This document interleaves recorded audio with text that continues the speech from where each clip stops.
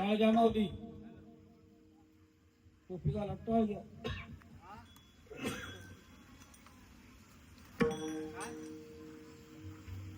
सुंदर ते जान उभे विटेवरे सुंदर ते जान उभे विटेवरे कटावारी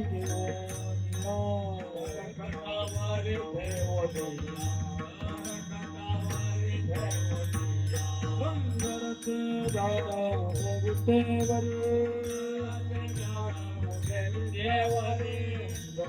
जाना उभे विटेवरे कटेवारी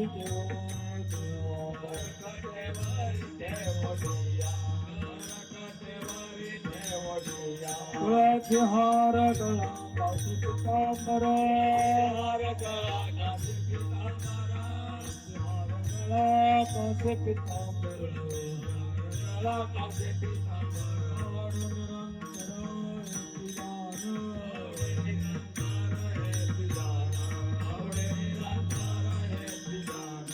करा कुंडली कपति श्रवणी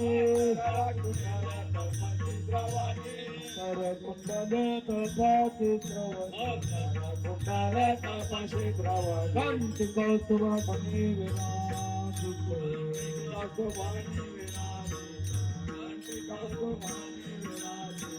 तुलसी हमारे गया काशी पीतांबर हमारे गया काशी पीतांबर निरंतर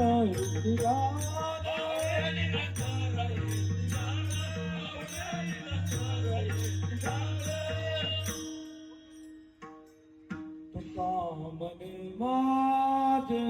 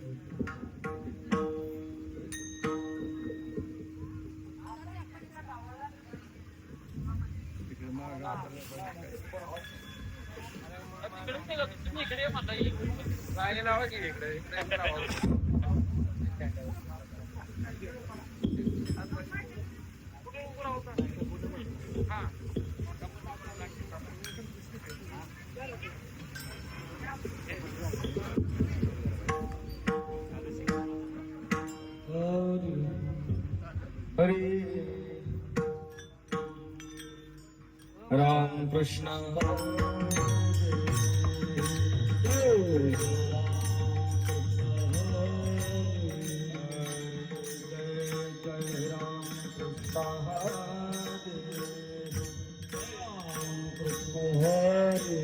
हरि जय जय राम कृष्ण हरि जय जय राम कृष्ण हरि जय जय राम कृष्ण हरि हरि जय जय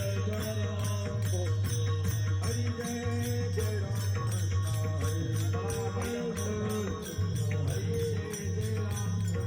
कृष्ण हरि जय जय राम कृष्ण हरि जय जय राम कृष्ण हरि जय जय राम कृष्ण हरि जय जय राम कृष्ण हरि जय जय राम कृष्ण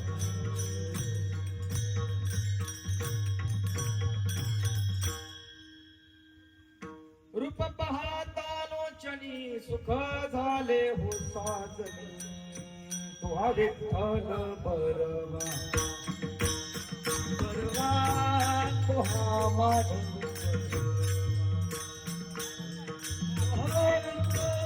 बरवा तुहा माधव बरवा तुहा विठ्ठल तुहा विठ्ठल हरी बहुत साची जोडी म्हणून विठ्ठली नगरी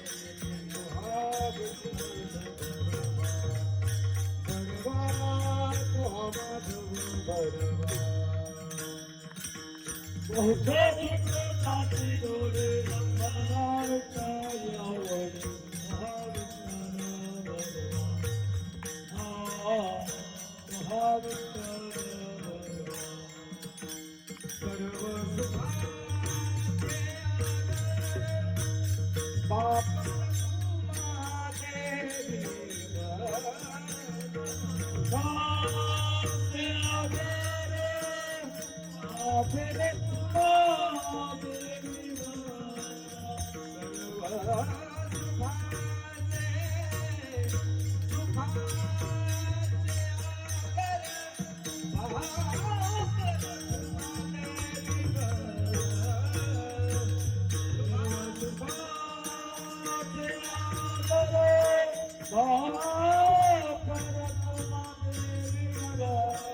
सर्व सुखाचे देवी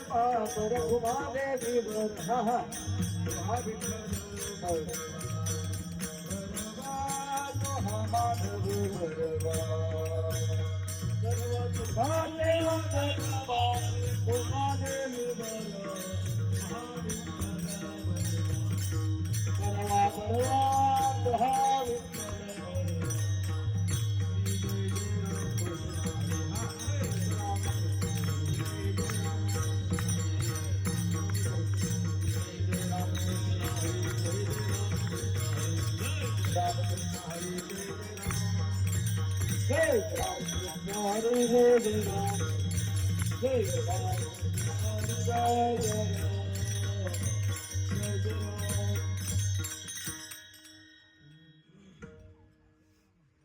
संत समागमे एखादी परी संत समागमे एखादी समागमे एखादी भावे त्याचे द्वारी स्वामयाती त्याचे द्वारी स्वामयाती भावे त्याचे द्वारी स्वामयाती संत समागमे एखादी समागमे साधु भावे भावे जाते द्वारी स्वामी भावे जाते द्वारी ते राम नाम होईल श्रवण ते राम नाम होईल श्रवण ते राम नाम होईल श्रवण भोजन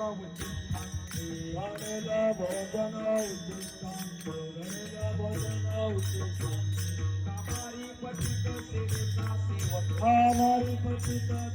हमारे बंटिक सेवेचा सेवक सेवेचा सेवक दीनपणे रंगतेची भले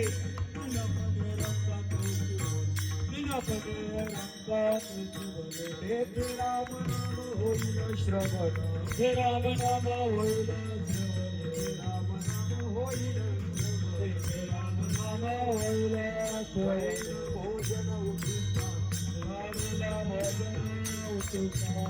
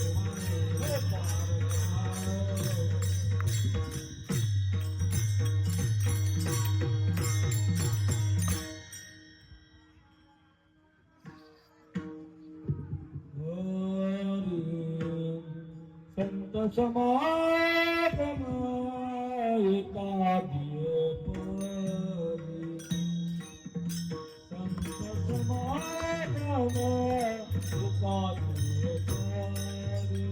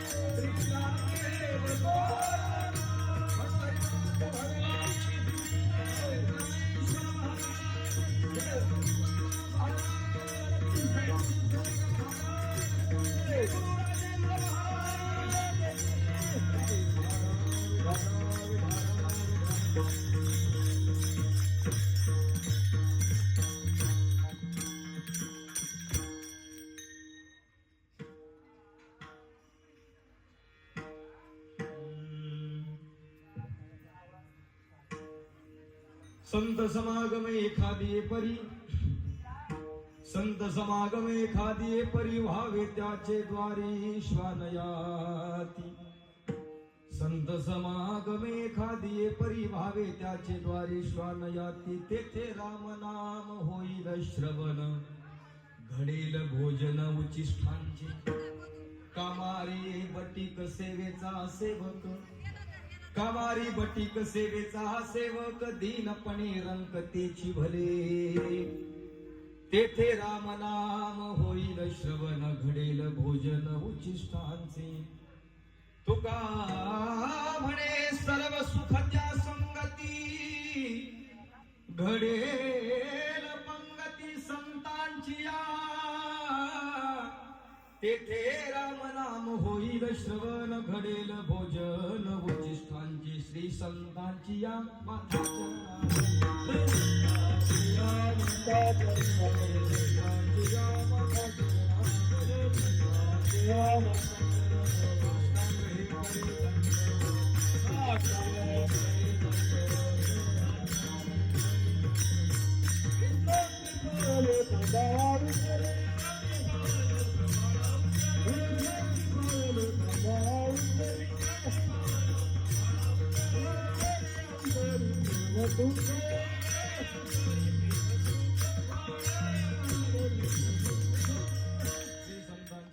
चरणावरी साष्टांग ही तरी दंडवत विश्रांती पावन. सांभाळा उतरी वाढणे अंतरी प्रेम सुख. शांतता.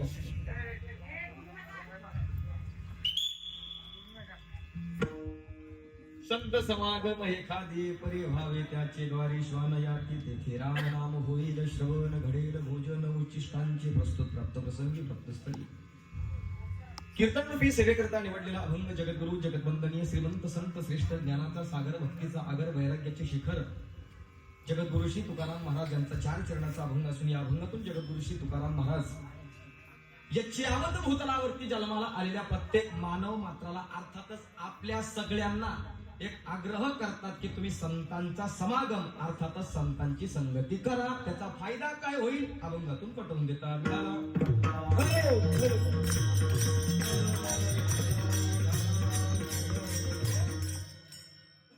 निवडलेल्या अभंगाला न्याय देण्यापूर्वी 2 शब्दाचा परिहार तो प्रत्येक वेळेस द्यावाच लागणार आहेत आपल्याला, एक चुकणार नाही. आणि म्हणून आज आपण सुळेवाडी या मुक्कामी असताना श्री गुरु राजेंद्र महाराज पायदिंडी सोहळा उपस्थिती पंढरपूर भगवान परमात्म्याला भेटण्याकरता आपण सगळेजण निघालो असताना वाटचाल करत करत आज आपण सुळेवाडीमध्ये या ठिकाणी उपस्थित आहोत. आज आपला मुक्काम या ठिकाणी आहेत आणि आपण सगळेजण वारकरी दरवर्षीप्रमाणे या ठिकाणी व्यवस्थित म्हणजे एक घरमालक जे आहेत सुंदर व्यवस्थाही करतात. सुंदर त्या ठिकाणी आपल्याला प्रेमाने वाटी लावतात सकाळच्या वेळेला. मी आता 3 वर्षापासून माझं 3रं कीर्तन आहे आता इथं या जागेवरती. किती 3रं कीर्तन आहे माझं. आणि प्रत्येक वेळेला नवीन नवीन सांगावं तरी काय भांडवल तरी कुठून आणावं. आणि म्हणून आज वाटचाल करत असताना या ठिकाणी मुक्कामी आहेत म्हणून आपले जे नियम आहेत जी परंपरा आपल्याला संतांनी घालून दिली त्या संत परंपरेनुसार आज आपण या ठिकाणी कीर्तनाकरता उपस्थित आहोत. जास्त वेळ मीही घेणार नाही. तुम्हीही चालून दमलात, मीही दुपारच्या वेळेला पखाल वाजून दमलेलोच आहोत. जरी तुम्ही म्हणत असाल बसला रथामध्ये तुमच्यासारखे म्हणतील पण हा पाय बंद होते हात चालू होते. आणि म्हणून आपण सगळेजण दमलेला आहात, थकलेला आहात, परंतु नियम घालून दिलाय. त्या नियमाला अनुसरून अगदी अर्ध्या ते पाऊण तासामध्ये आपण या अभंगाला न्याय देणार आहेत. आपण सर्वजण उपस्थित टाळकरी वृंद, वारकरी भक्त, महिला मंडळ, पुरुष मंडळ सगळेजण सगळ्यांच्या चरणारविंदे सेवा समर्पित करतो. वाणीला पूर्ण विराम देतो. 5G नेटवर्क ठेवा. विढाला विढाला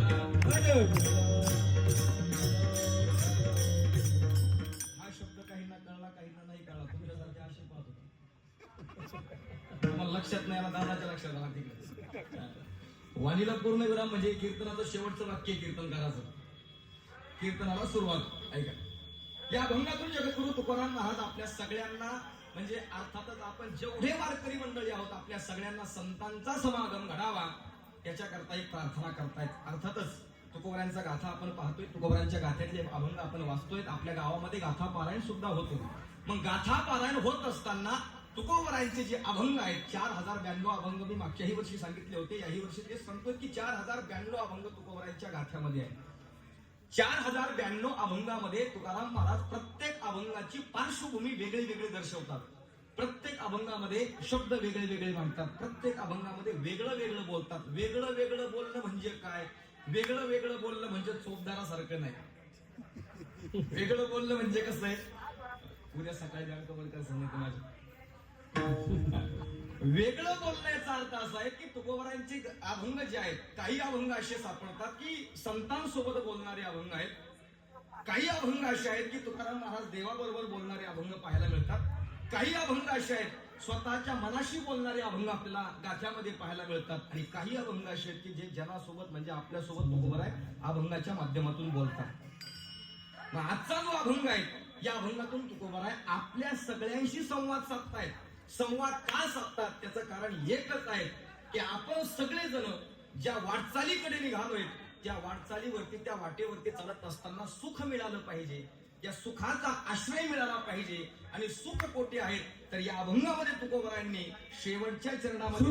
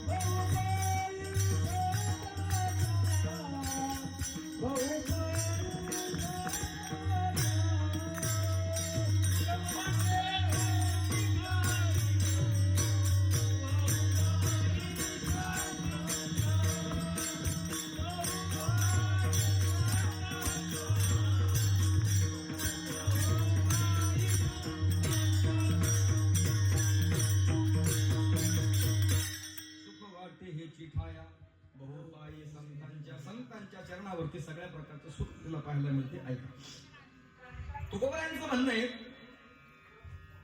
या मृत्यू लोकामध्ये अशा काही गोष्टी आहेत की ज्या अनआवश्यक आहेत आणि काही गोष्टी अशा आहेत की त्या अत्यावश्यक आहेत. लक्ष द्या, फार महत्वाचा मुद्दा आहे. कीर्तनातले हे दोन मुद्दे अतिशय महत्वाचे आहेत. काही गोष्टी अशा आहेत की ज्या अनआवश्यक आहेत आणि काही गोष्टी अशा आहेत ज्या अत्यावश्यक आहेत.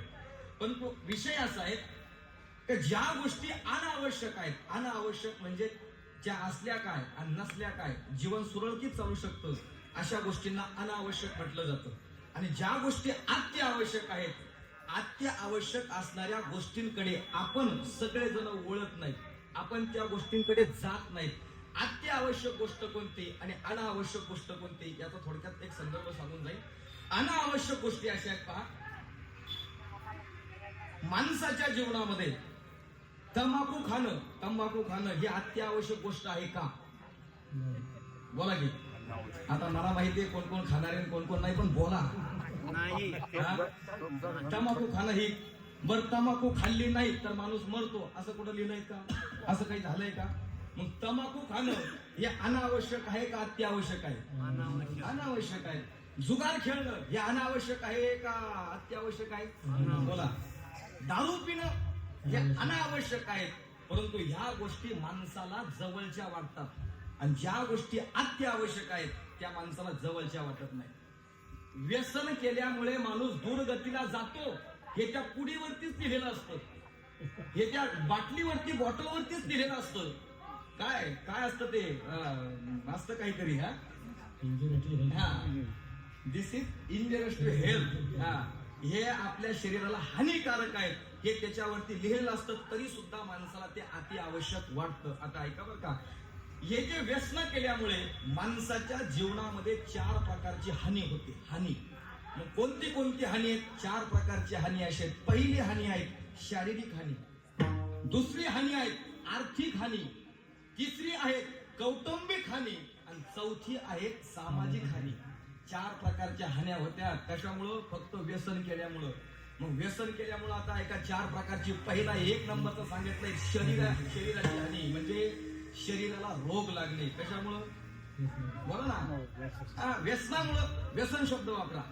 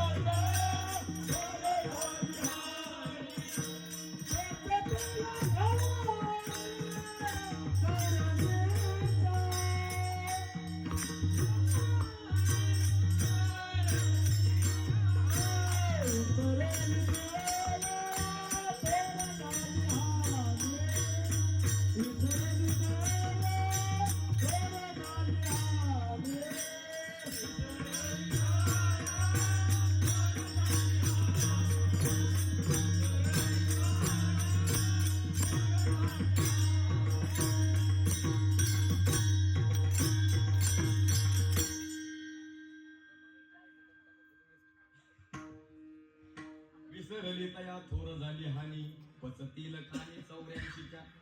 आर्थिक हानी दुसरी आहे, शरीराला रोग लागणे, हे झाले पहिली. दुसरी आहे आर्थिक हानी, पैशाचा नाश होणे. तिसरी हानी आहे सामाजिक हानी, व्यसन करणाऱ्या माणसाला समाजामध्ये किंमत राहत नाही. काय तुमच्या गावात कसं आहे? व्यसन करणाऱ्या दारुड्या माणसाला समाजामध्ये किंमत राहत नाही. सामाजिक हानी. आणि त्यानंतरची पुढची हानी आहे कौटुंबिक हानी, कुटुंबाला होणारा त्रास. कशामुळं? व्यसनामुळे. हे सगळ्या ज्या हानी आहेत केवळ आणि केवळ व्यसनामुळे होतात. आणि ते व्यसन माणसाला अत्यावश्यक वाटतात. आणि तुकोबरा म्हणतात संतांचा समागम माणसाला अत्यावश्यक वाटत नाही. कळालं बोलू?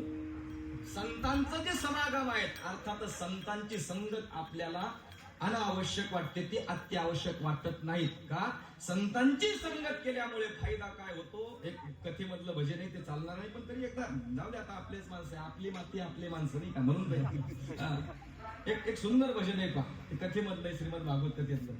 संतन के संग लाग रे तेरी अच्छी बनेगी, संतन के संग लाग रे तेरी अच्छी बनेगी, अच्छी बनेगी तेरी बिगड़ी बनेगी.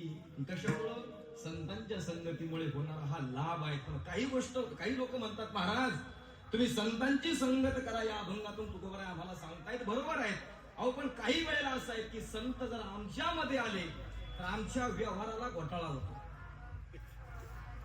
संत जर आमच्यामध्ये आले तर आम्ही जे काम करतो त्या कामाला घोटाळा येतो ना. का? कारण संतांचं सरळ उत्तर आहे, मांस भक्षण करणाऱ्या करता तो संत विरोधात आहेत, मद्यपान करणाऱ्या करता संत विरोधात आहेत. मग संत या गोष्टीमध्ये जर आमच्यामध्ये आले तर आमच्या कामाला बिघाड होतो. बरं ऐका, आणखीन तुम्हाला सांगतो. काही लोक म्हणतात महाराज संत तुम्ही सांगतात, अहो पण ते संत आम्हाला देतील तरी काय? कारण आपल्या सगळ्यांची धाव ही फळाकडे आहे, फळाकडे. आपण सगळेजण फळ पाहतो. फळ कुठलंही काम करत असताना आपण अगोदर फळाची अपेक्षा करतो. काय? एखाद्याला जर नोकरी करायची असेल तर लोक सहज विचार करतात की नोकरीतून अगोदर किती पगार मिळणार आहे, हे झालं फळ. शेती करायची तर शेतकऱ्याला सुद्धा तो सुद्धा फळ पाहतो. कुठलाही व्यवहार करायचा असेल तर आपण फळाची अपेक्षा करतो. मग संतांकडे गेल्यानंतर फुकटच जायचं का? देवाकडे गेल्यानंतर फुकट जायचं का? फुकट जायचं नाही. आणि मी असं म्हणतो कोणतीच गोष्ट फुकट करायची नाही, कारण फुकट केलं की लोकांना किंमत नसते. काय म्हणणं आहे तुमचं? कुठलीही गोष्ट असू द्या, फुकट असली त्याची किंमत राहत नाही. मग आपण परमार्थ करत असताना फळ पाहिलं पाहिजे ना. मग आपल्याला फळ कोणतं मिळणार आहे ते ऐका. आपल्याला फळ मिळणार आहे संतांच्या संगतीमध्ये, की ज्या गोष्टी करता आपण सगळे जण रात्रंदिवस तळमळ करतो. होती ती गोष्ट आहे सुख नावाची. 2च अक्षरी शब्द आहे सुख. हे फळ आपल्याला संतांच्या संगतीमध्ये मिळणार आहेत. ह्या गोष्टी करता आपल्या सगळ्यांची धावपळ आहेत. कारण कबीरदास महाराजांचं सुंदर एक दोहा आहेत ना, कबीरजी म्हणतात ना, जो देखे सो दुखिया बाबा, सुखिया कोई नहीं रे, राजा दुखिया प्रजा दुखिया, दुखिया घर बैरागी रे. सगळे जण दुःखी आहेत. सुखाची अपेक्षा प्रत्येक जण करतोय. मग महाराज संतांच्या संगतीमध्ये गेल्यानंतर आम्हाला सुख मिळेल हो का? कारण सुखाच्या आशेने आपण सगळेजण जीवन जगतोय. सर्व सुखाची या आशा जन्म गेला, क्षण मुक्ती एक यज्ञ नाही केला, हिंडता देशाशी न पावला, माया वेष्टीला जीव माझा. हे म्हणतोय आपण, दररोज म्हणतोय आपण हे. मग सुखाच्या आशेने आपण सगळेजण जर वाटचाल करायची असेल तर त्याच्याकरता आपल्याला देवाच्या भेटी करता जावं लागेल. पंढरीशी जाय. जाये एक हरी तू पंढरीशी तरी तू पंढरीशी जाये पंढरीशी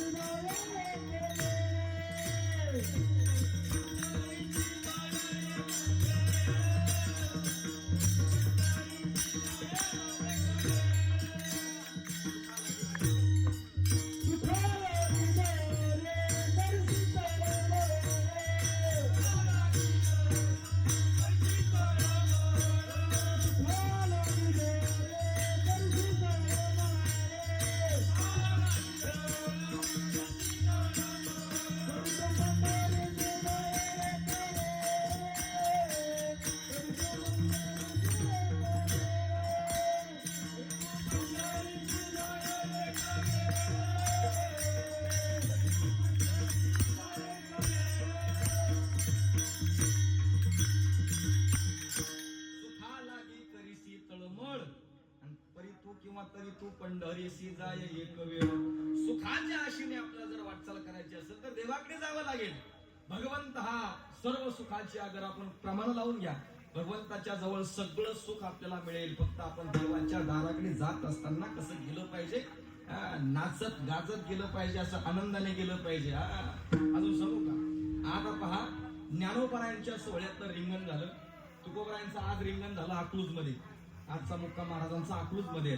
अकलूज मध्ये रिंगण झालं, घोडा नाचला. काय झालं? घोडा नाचला. आता एरवी तो घोडा जर लग्नात नाचला, त्याच्यावर जर घोडा बसेला असला, लग्नात जर घोडा नाचला तर त्याला किंमत आहे का हो? बोला ना. अहो नाही. आणि तोच घोडा जर माऊलींच्या पालखी समोर नाचला, तुकोबरांच्या पालखी समोर नाचला तर किती आनंद होतो. मग कसं आहे, देवाकडे जात असताना नाचत गेलं पाहिजे. पहा एरवी आपण आता हे मेंढर म्हणतायत ना, मेंढर तुमच्या काय शब्द आहे? मेंढर. इतर टायमाला जर मेंढर रस्त्याच्या कडेने चालले किंवा रस्ता धरून चालले, रोड धरून चालले, पाठीमागून जर गाडी आली आणि ते जर साईड देत नसले तर तो ड्रायव्हर किमान 2-3 शिव्या तरी त्या मेंढपाळाला देत असतो. आणि तेच मेंढर ज्ञानोबरायांच्या सोहळ्यामध्ये, तुकोबरायांच्या सोहळ्यामध्ये, मुक्ताबाईच्या सोहळ्यामध्ये प्रदक्षिणा मारतात. त्यावेळेला किती आकर्षण वाटतं. तसं आपण जर इतर टायमाला, आणि आता असंही पहा, नाचायच्या बाबतीत तर आपण आता कुठेही कमी पडलेलो आहे, म्हणजे कमी दिसत नाही आता. म्हणजे आपणच काय, ह्या सुद्धा कमी नाही आता नाचण्याच्या बाबतीत. आमच्याकडे म्हणच अशी आहे, म्हण अशी आहे आता सध्या. म्हणजे असंही पहा पाटील, मी जिथं राहतो ना, म्हणजे आम्ही रानात राहायला आहे, गावातले रानात राहायला आहे, आणि असं समोरून रोड आहे. मग रोड थोडा अंतर आहे आणि आमच्या थोडस पुढे गेलं की मंगल कार्यालय. काय मंगल कार्यालय. आणि आता तो उन्हाळा गेला ना, अधिक महिन्याच्या अगोदर गेलं ते सगळं. म्हणजे पाहिले दररोजची वरात. यांचा काही कमी नाहीये, म्हणजे नाचण्याच्या बाबतीत काही कमी नाहीये. अशा उधळत्यात म्हशी बऱ्या याच्यापेक्षा. नाही मग नाचत असताना कसं नाचलं पाहिजे? नाचत जाऊ त्याच्या गावात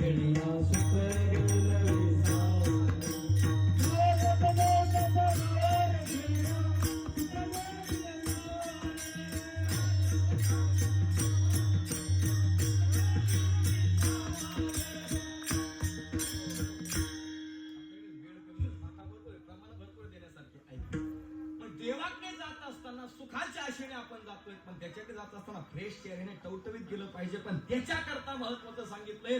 संत सांगतात की संत म्हणतात आपण जे आहोत समाज जो आहे हा दुःखाच्या म्हणजे नवऱ्यामध्ये एवढा फिरतोय. कसा फिरतोय ऐका, एक उदाहरण दिले तुकोबराय म्हणतात जुन्या काळामध्ये जुन्या काळामध्ये तेल म्हणजे तेलाचे घाणे असायचे. तेल पाडण्याकरता तेली समाजाकडे, तुमच्या गावात असेल तर मला माहित नाही. तेल म्हणजे घाणा असायचा आणि त्या घाण्याला बैल झोपला जायचा. घाण्याला बैल झोपला की त्याला जू म्हणतात ना, ते खांद्यावर टाकतात. तुमच्याकडे काय शब्द आहे? ते जू खांद्यावरती ठेवलं की तो बैल सारखा फिरायचा. पण फिरण्याकरता पुढं सतत फिरला पाहिजे याच्याकरता एक प्रक्रिया ते तेली मंडळी वापरत होती. काय? गवताची पेंडी त्याच्या समोर बांधायची. त्याच ज्वाला त्याच्या खांद्यावरती अशी थोडीशी लाकडाची काठी पुढं बांधायची आणि त्या बांधीला लोंबकळती पेंडी बांधायची. का? आणि तो जो बैल आहे तो बैल त्या पेंडी मिळण्याच्या आशेने सतत फिरत राहायचा. आता खायला मिळेल, तेव्हा खायला मिळेल, पण ती पेंडी काही त्याला खायला मिळत नाही आणि त्याचं फिरणं काही थांबत नाही. तसे आपणच सगळे आहोत संसारामध्ये एवढे अडकलो. किती अडकलो? देवधर्म सांदी पडिले सगळं, विषयी गोंधळ गाजतसे. आपण संसार करत असताना परमार्थ करत असताना दोन गोष्टी माझ्या लक्षात आल्या. अशा पहा, संसार करत असताना आपण एवढ्या आदराने संसार करतो. किती आदराने? फार आदराने संसार करतो. पण परमार्थ करत असताना आपल्याकडे आदर पाहायला मिळत नाही. परमार्थ करत असताना आदर पाहायला मिळत नाही. काही लोकांची कायम शंका आहे, महाराज आमचा हरिपाठच पाठ होत नाही. शंका काय? हरिपाठ पाठ होत नाही. हरिपाठ पाठ होत नाही त्याचं कारण असं आहे की आम्ही परमार्थ आदराने करत नाही. काही लोकांची अशी एक शंका असते, महाराज हरिपाठातलं सगळं ध्यानात राहतो पण ज्ञानदेव म्हणलं की घोटाळा होतो. ज्ञानदेवा ध्यानी रामकृष्ण म्हणी वैकुंठ भुवनी घर केले म्हटलं की हरिपाठ संपलं ना. म्हणजे परमार्थ करत असताना आदराने केला जात नाही. संसार करत असताना आदराने केला जातो. किती आदर आहे संसार करत असताना? फार आदर आहे. मला सांगा तुमचं नाव काय? वडिलाचं नाव काय? आईचं नाव काय? कुसुम. बर, विचारूच त्या अजून. तुमच्या मेवणीचं नाव काय? यमुना. त्यांच्या मुलाची नाव काय? मुली आहेत. काय नाव त्यांची?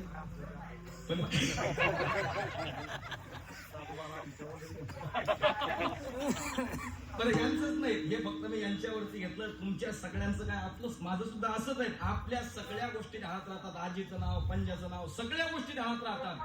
परंतु संसार हा आदराने, याचा अर्थ आहे संसार आदराने केला जातो, परमार्थ आदराने केला जात नाही. मग परमार्थ करत असताना कसा केला पाहिजे?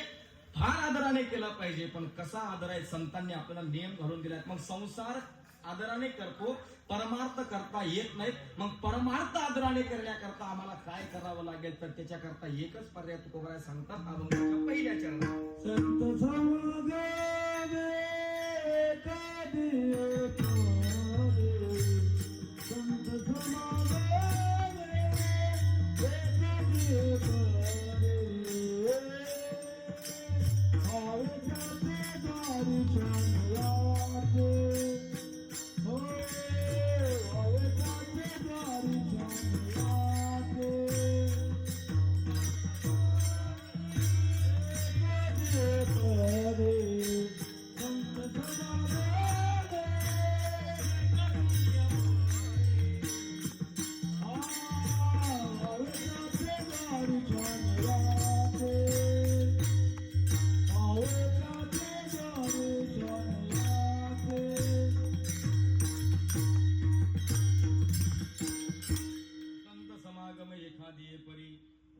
त्याचे द्वारी श्वान याती.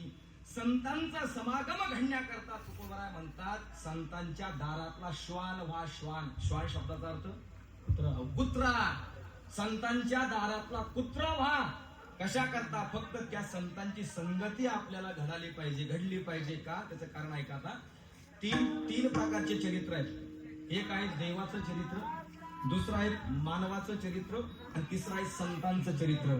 पण याच्यापैकी 2 जणांचं चरित्र गावं आणि एका जणांचं चरित्र सोडावं. कारण माणसाचं चरित्र गावू नये, कीर्ती मानवाची वरून नाही. दोन जणांचं चरित्र असं आहे, संतांचं चरित्र आणि दुसरं आहे देवाचं चरित्र. मग देवाचं चरित्र आम्हाला ऐकायचंय, पण त्याच्या अगोदर संतांचं चरित्र आम्हाला ऐकावं लागेल. इथं संत चरित्र ऐकणारे, मला असं वाटतं तुम्ही संत चरित्र आतापर्यंत कधीच ऐकलं नाही. आपल्याला फक्त एवढंच माहिती आहे की ज्ञानेश्वर महाराजांनी भिंत चालवली, ज्ञानेश्वर महाराजांनी रेडा बोलवला, एवढं तुम्हाला माहिती आहे. आणखीन काय, ज्ञानोबरायांच्या पाठीवरती मांडे भाजले, याच्या पलीकडे माऊलींचं चरित्र तुम्हाला एकालाही माहित नाही, एकालाही माहित नाही. आणि जर माहिती असेल तर आता मला एक माझ्या प्रश्नाचं उत्तर द्या, ज्ञानेश्वर महाराजांचं आडनाव काय? ज्ञानेश्वर महाराजांचं जर आडनाव कोणी सांगितलं ना तर आता ज्ञानेश्वर महाराजांचं जर आडनाव सांगितलं तर ओपन चॅलेंज देतो मी या गादीवरून की आत्ताच्या आत्ता मला हलू पण द्यायचं नाही, 10,000 रुपये माझ्याकडून घ्यायचे. आणि जर नसल सांगता येत तर कीर्तन झाल्याबरोबर पाया पडायला आल्याबरोबर पायावरती 10,000 रुपये ठेवायचे. मी सांगतो ज्ञानेश्वर महाराजांचं आडनाव कधी बी लक्षात ठेवा, जाऊ दे सांगून जातो. ऐका, ज्ञानेश्वर महाराजांचं आडनाव आहे जावळे. काय आडनाव आहे? जावळे. हा, हे कुठले ज्ञानेश्वर महाराज? मूळचे आपेगावचे. आपेगाव ज्ञानेश्वर महाराजांचे. आता जाऊ द्या सांगतो, ज्ञानोबरायांचे मूळ पुरुष जे आहेत, मूळ पुरुष म्हणजे पहिले पुरुष, त्या मूळ पुरुषांचं नाव आहे हरिहर पंत जावळे. त्र्यंबक पंत नंतरचे हरिहर पंत जावळे. हरिहर पंत जावळ्यांना 3 मुलं, एकाचं नाव रामचंद्र पंत, दुसऱ्याचं नाव आहे गोविंद पंत, तिसरीचं नाव आहे, एक मुलगी आहे तिचं नाव आहे मोहनाबाई. मोहनाबाई, या मोहनाबाईचा विवाह झाला. गोविंद पंत 1 वर्ष म्हणजे मुंज झालं, ते वारले. रामचंद्र पंतांकडे सगळी जबाबदारी आली. कुलकर्णी हे आडनाव नाहीये त्यांचं, कुलकर्णी हे पद आहे. जसं पाटील हे पद आहेत, देशमुख हे पद आहे, तसं कुलकर्णी हे त्या ब्राह्मण पद आहेत. लक्षात असू द्या, कुलकर्णी. ज्ञानेश्वर महाराजांचं आडनाव काय? जावळे. मग त्या रामचंद्र पंतांना पुढे जाऊन 2 मुलं झाले. आता ऐका, सगळी जबाबदारी, सगळ्यात अगोदर सगळी जबाबदारी रामचंद्र पंतांवरती पडली. आता रामचंद्र पंतांवरती कोणती जबाबदारी पडली तर ते यादवांची चाकरी करत होते. यादव, देवगिरी किल्ल्यावरती जे यादव होते ना, त्या यादवांची चाकरी करायची. चाकरी म्हणजे त्यांच्याकडे एक पदच दिलं होतं आणि ते पद त्यांच्याकडे होतं, त्यामुळे ती चाकरी करायची. चाकरी करत असताना पुढे चालून त्यांचा विवाह झाला, त्यांना मुलं झाले. असं भरपूर आहे बरं का ते असं समोर बसले का मग प्रवचन करत असताना सांगितलं जातं, ते कथेमध्ये सांगितलं जातं, ते माहोल वेगळा असतो कथेतला. असे गोविंद पंतापर्यंत फार मोठा सुंदर इतिहास आहे. ज्ञानेश्वर महाराजांचं आडनाव सांगितलं जावळे. कधी बी लक्षात ठेवा, कुठल्याही कीर्तनकारांना जर म्हटलं ना कुलकर्णी, उठून उभं राहायचं आणि त्यांना सांगायचं महाराज ज्ञानेश्वर महाराजांचं आडनाव जावळे. आणि जर खोटं वाटत असेल तर उघडा ज्ञानोबरायांचं चरित्र. आणखी सांगतो, नामदेव महाराजांचं आडनाव काय?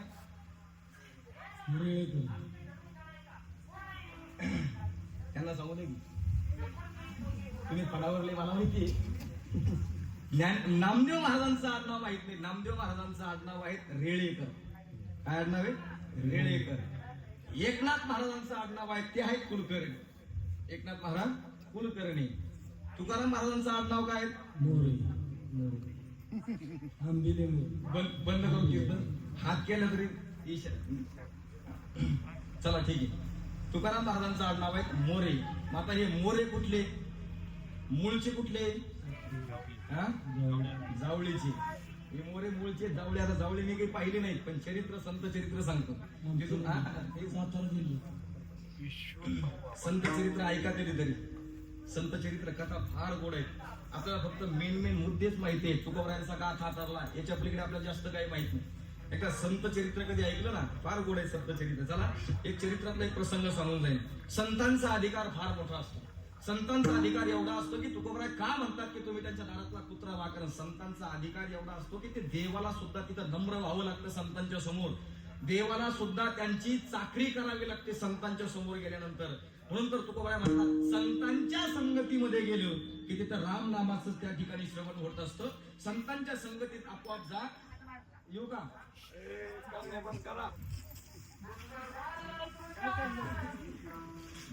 ऐका, विठाल विठाल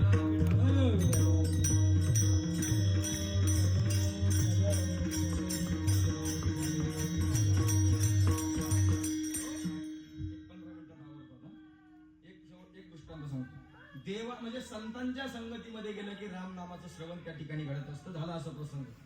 एकनाथ महाराजांचे आपण सगळेजण अभंग म्हणतो. भानुदास पूजा करी वाक पुष्प अनुपम.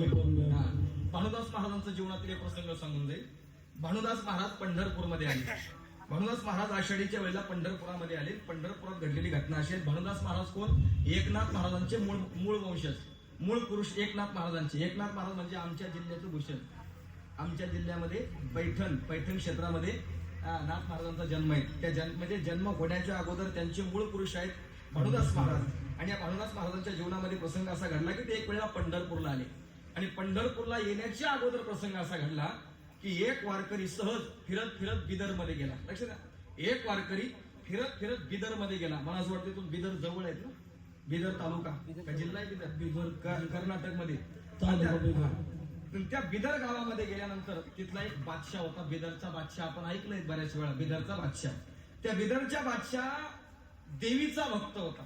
आणि त्याने त्याच्या नगरामध्ये, राज्यामध्ये बरेचसे त्या ठिकाणी भगवतीचे, देवीचे, जगदंबेचे मंदिर बांधले होते. देवीचा एक नंबरचा भक्त होता. देवीचा भक्त. अनादि निर्गुणा प्रगटली भवानी, मोह महिषासुर मर्दाना लागोनी. एक नंबरचा भक्त होता. तेवढ्यामध्ये वारकरी त्या बिदर गावामध्ये गेला. बिदर गावामध्ये गेल्याबरोबर त्या देवाला, त्या देवीला पाहून त्या राजाला म्हणू लागला, राजा काय, अरे ज्या देवीची तू पूजा करतो ती देवी, ऐका, ज्या देवीची तू पूजा करतो ती देवी माझ्या पंढरपूरच्या मालकाच्या दारामध्ये झाडून काढण्याकरताय. कशा करता? झाडून काढण्याकरताय ती देवी. राजाला आश्चर्य वाटलं, कारण आपली देवी देवाच्या दारामध्ये जर झाडून काढण्याकरता असेल तर तिला पाहायला गेलं पाहिजे. राजाने त्या वारकऱ्याला घेतलं. चल म्हटला माझ्या बरोबर पंढरपूरला. रथामध्ये बसवून पंढरपूरच्या दिशेने रथ निघाला. रथ निघाल्याबरोबर आता वारकरी त्या ठिकाणी घाबरला. का घाबरला? कारण वारकरी पहिले रांगडे असतात. वारकऱ्याने उचलली जीभ, लावली टाळूला. वारकऱ्याने कुठं देवीला पाहिलं होतं, पण देव सहज बोलला.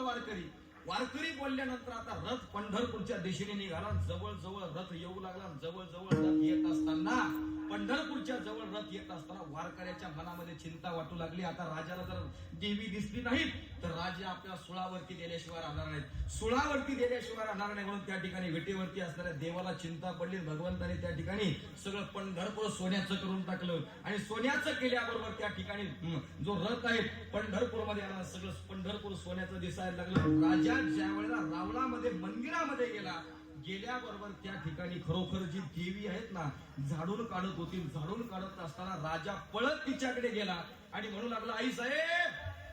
जोरात आवाज देऊ लागला. आवाज देत असताना देवीने सांगितलं, इथं आवाज करायचा नाही, मालक पिठेवरती उभे आहेत. मालक पिठेवरती उभे आहेत असं म्हटल्याबरोबर तो देवाकडे गेला. त्याने विचार केला मनातल्या मनात, जर देवी इथं झाडून काढण्याकरता असेल तर अर्थातच देव मोठा आहेत. मग त्या देवाकडे गेले. देवाला सांगितलं, देवा काय, आता पूर्वीच्या काळामध्ये देवाबरोबर बोलण्याकरता संवाद होत होता. आता संवाद देवाबरोबर करता येत नाही. कारण आपल्याला आता पंढरपूरचा नियम असा आहे, म्हणतात पंढरपूरमध्ये म्हणजे 60 सेकंदात, 1 मिनिटात 60 माणसं बाहेर काढावे लागतात.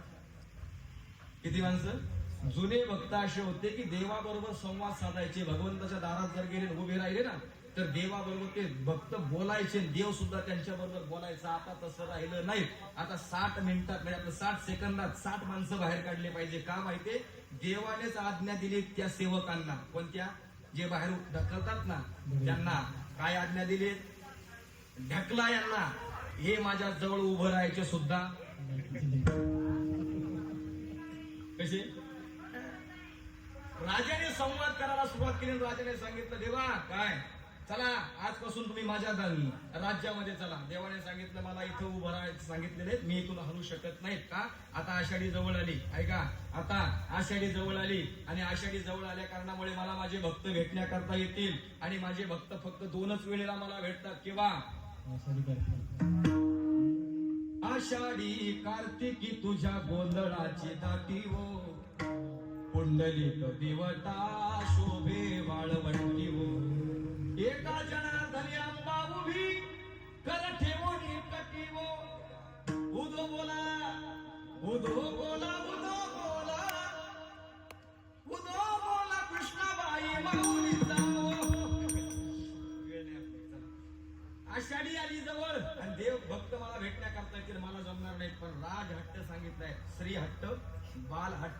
राज हट्ट, राजाचा हट्ट पाळावाच लागतो, पोराचा हट्ट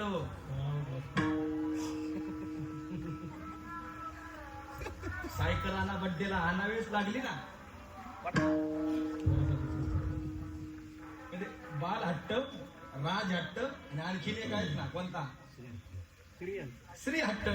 बायकोनं जर हट्ट केला तर तो पुरवावाच लागतो. तसं राजाने सांगितलं आत्ताच्या आत्ता माझ्या बरोबर चाल. देव निघाला. आता एक देव निघाला, बिदर मध्ये आला आणि त्या राजाने सुंदर त्या ठिकाणी देवाचं मंदिर बांधलं, देवाला तिथे स्थापन केलं.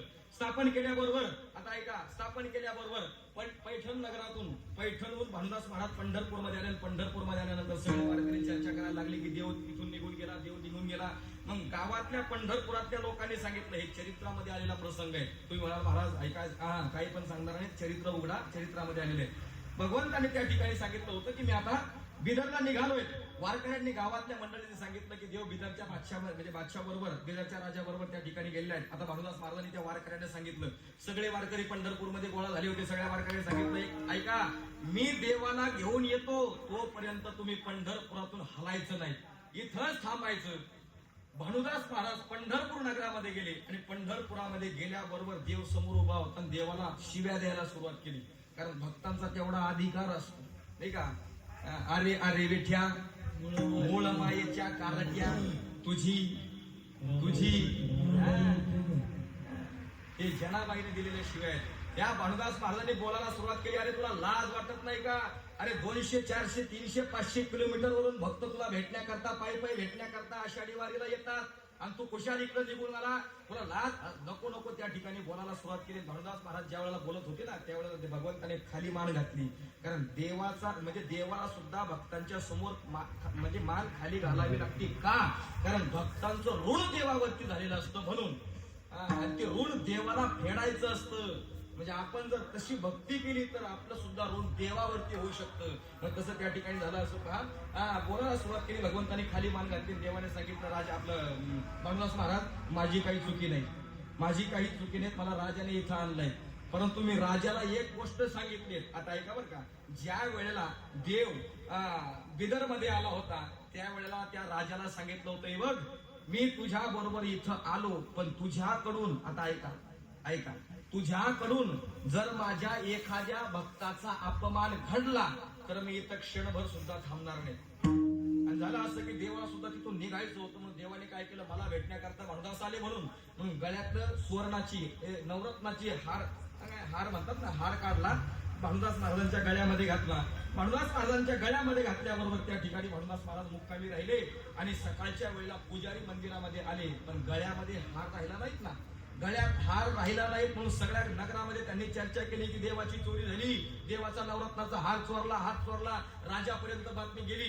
राजा त्या ठिकाणी मंदिरामध्ये आला. मंदिरामध्ये आल्याबरोबर भानुदास महाराजांच्या गळ्यामध्ये तो नवरत्नाचा हार दिसला. दिसल्याबरोबर चोर जवळच आहेत, लांब गेला नाही. चोराला पकडलं, अर्थात भानुदास महाराजांना पकडलं, सुळावरती देणार, सुळावरती चढवलं. पण सुळावरती देत असताना त्या सुळाचं पाणी झालं. भगवंत त्या ठिकाणी प्रत्यक्ष प्रगट झाला आणि भगवंताने सांगितलं की राजा अपमान झाला. कोणाचा? कोणाचा? भक्ताचा. माझ्या भक्ताचा अपमान झाला. म्हणे कसं काय? म्हणे ही माळ मी स्वतः माझ्या भक्ताच्या गळ्यामध्ये पैठणहून मला भेटण्याकरता माझा भक्त आला म्हणून ही माळ मी त्याच्या गळ्यामध्ये घातली. तो त्याला सुळावरती देण्याकरता निघाला, अपमान घडला. भानुदास महाराजांच्या मनगटाला धरलं, पंढरपूर मध्ये आले. आता ऐका, पंढरपुरामध्ये आल्यानंतर ज्या वेळेला भानुदास महाराज बिदर नगरामध्ये गेले होते त्यावेळेला आषाढीची म्हणजे आषाढी वेळ जवळ आली होती आणि हा सगळा कालावधी होण्याकरता 4 महिने लागले. किती?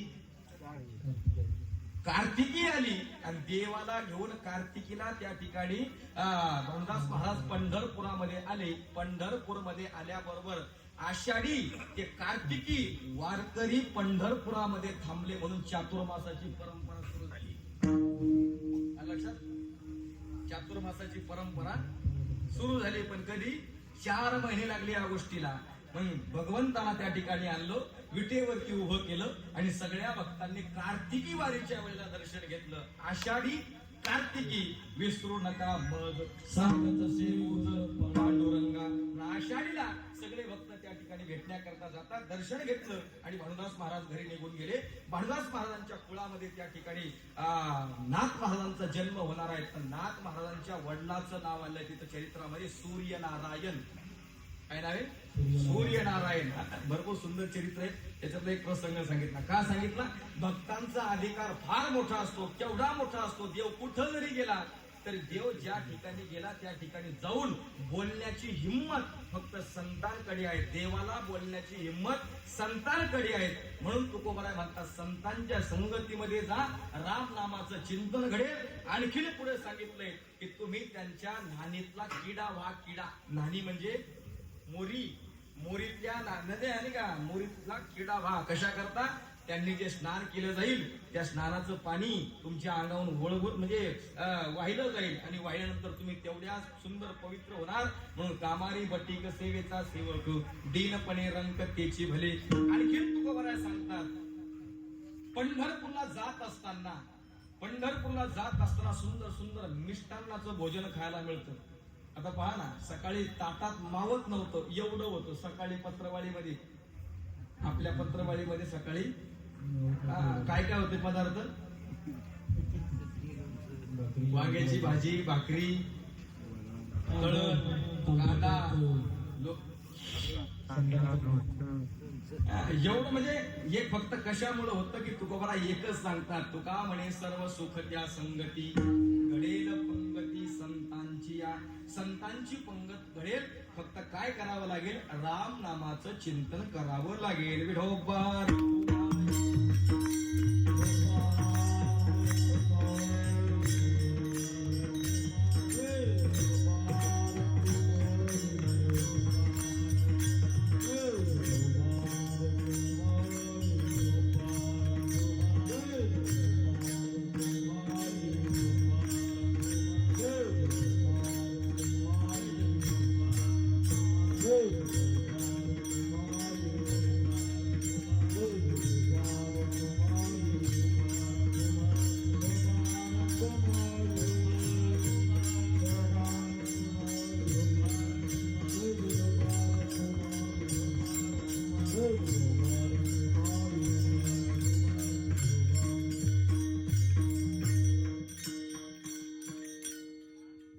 संत समागम एखादी परिभावी त्याचे द्वारी श्वान याती तेथे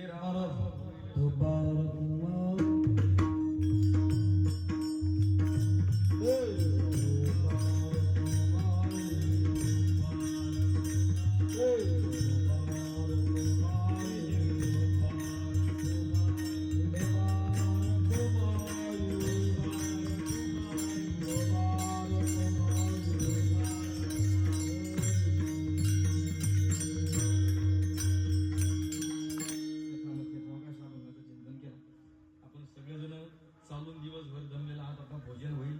काहींना दवाखाना करायचा आहे, अजून काही इथं बसते, काहींना दवाखान्यात जायचे. मग आपण उरत घेतलेलं बरं. वेळेत राजीनामा दिलेला बरं नाही. वेळेत राजीनामा देणं फार महत्वाचं असतो. असो,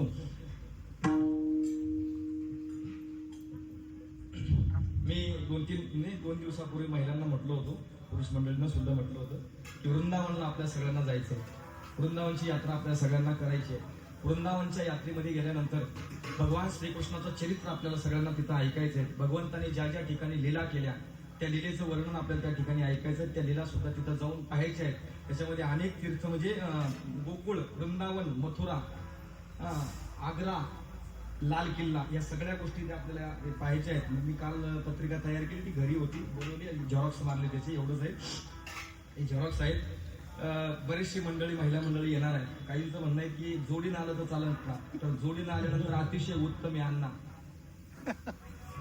जोडीनं येणं म्हणजे अतिशय उत्तम गोष्ट आहे, नाही का? जोडीनं आलं पाहिजे. आता हे भजनी मंडळ हे सगळे येणार आहे. भजनी मंडळ, गिरी पाहुणे हे सगळे दादा महाराज सगळे येणार आहेत. सगळे त्या ठिकाणी येणार आहेत. आपण सुद्धा त्या ठिकाणी आवर्जून या आणि भगवंताचं एकदा जन्मस्थान पहा. कारण काय, शुकाचार्य श्रीमद भागवतामध्ये एक श्लोक असा वापरतात. शुकाचार्यांचं असं म्हणणं आहे की जो भगवंताची तीर्थयात्रा करत नाही, ऐका, जो भगवंताची तीर्थयात्रा करत नाही तो जिवंत असून मेल्यासारखं सांगितलंय श्रीमद भागवतामध्ये. माझ्या मनाचं नाही, श्रीमद भागवत पुराण जर तुम्ही उघडलं तर त्याच्यामध्ये तुम्हाला पहिला श्लोक आपल्याला पाहायला मिळेल.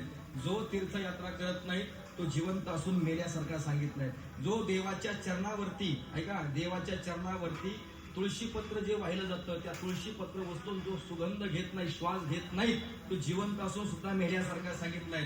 जो भजनामध्ये बसल्यानंतर टाळी वाजवत नाही तो जिवंत असून सुद्धा मेल्यासारखा, अशी भरपूर उदाहरणं त्या श्रीमद भागवतामध्ये सांगितली. आणि तीच भागवत कथा जी तुम्ही कधीच ऐकली नाही. किती जणांनी भागवत कथा ऐकली इथं? करा बरं बोटवर.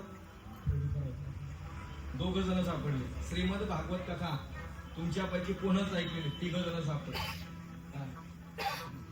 श्रीमद भागवत कथा खरोखर 7 दिवसामध्ये राजा परीक्षितीचा उद्धार झाला, फक्त आणि फक्त कशामुळे? श्रीमद भागवत कथेमुळे. झाले आचार्य. म्हणून लवकर जर यायचं असेल तर लवकर सांगा मला. म्हणजे का? कारण 3 महिने अगोदर आपल्याला दसरा झाल्यानंतर दुसऱ्या दिवशी निघायचंय. दसरा झाल्यानंतर, नवरात्र झाली, दसरा झाला, दुसऱ्या दिवशी एकादशी आहे आणि एकादशी झाल्यानंतर निघायचंय. पत्रिका तुम्हाला त्या ठिकाणी देणार आहेत, त्याच्यावरती सगळे नियम अटी सगळं वाचून आणि मला नक्की सांगा. आपल्याला लवकरात लवकर नियोजन करावं लागेल, कारण मला अगोदर तिथं जावं लागेल, तिथं बुकिंग करावी लागेल, हॉल सगळं तिथं सुद्धा नियोजन बघावं लागेल. आणि ते आपण तुम्ही दिंडी म्हणजे भगवंताकडे येत असताना, वारीला येत असताना तुम्ही जवळपास 2 महिन्यापासून 3 महिन्यापासून नियोजन करतात या वारीचं. तसंच हे सुद्धा नियोजन करावं लागणार आहे. म्हणून लवकरात लवकर तुम्ही मला कळवा. म्हणजे पंढरपूर जाण्याच्या अगोदर, मला तुम्ही सांगा किती जण येणार आहेत, काय आहेत. परंतु मला असं म्हणणं आहे की आपण सगळेजण, मी दुसऱ्या गावाची माणसं घेणार नाहीत, जे दिंडीत ते आहेत ते आपण सगळेजण जाऊ. आपण एवढे आहेत, बाकी लोक आपल्यामध्ये कोणी नाही का. आणि बाकीच्या दुसऱ्या म्हणजे माझ्या गावातल्या जर महिला घेतल्या आणि तुमच्या गावातल्या महिला जर घेतल्या, तुम्ही जर एकत्रित आल्या तर असं म्हणतात ना, 2 आवा 2 जावा, 2 बुवा, 2 मिस्त्री, 2 तेवढंच आहे का. एकत्रित आले की भांडणं झाल्याशिवाय राहत नाही. आणि 2 महिलांची बडबड 40 गाड्यांची खडखड सारखीच असते. त्याच्यामुळे आपणच जायचं, आपणच घरी यायचं. म्हणून असो, हे पत्रिका माझ्याकडे आहे. ज्यांना म्हणजे पत्रिका तुम्ही घेऊन जा आणि लवकर मला या ठिकाणी कळवा. ज्ञानेश्वर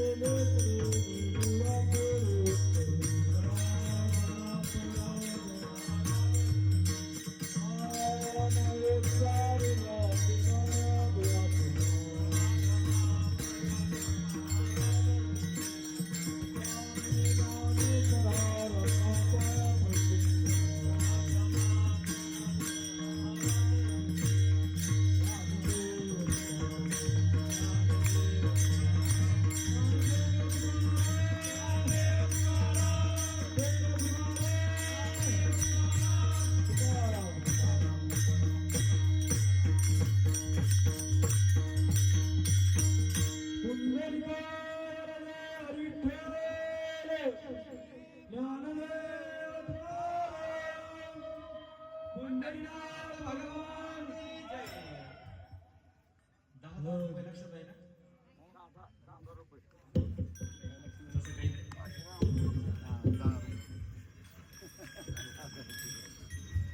पत्रिका घेऊन जा बरं. गणेश बंद करी.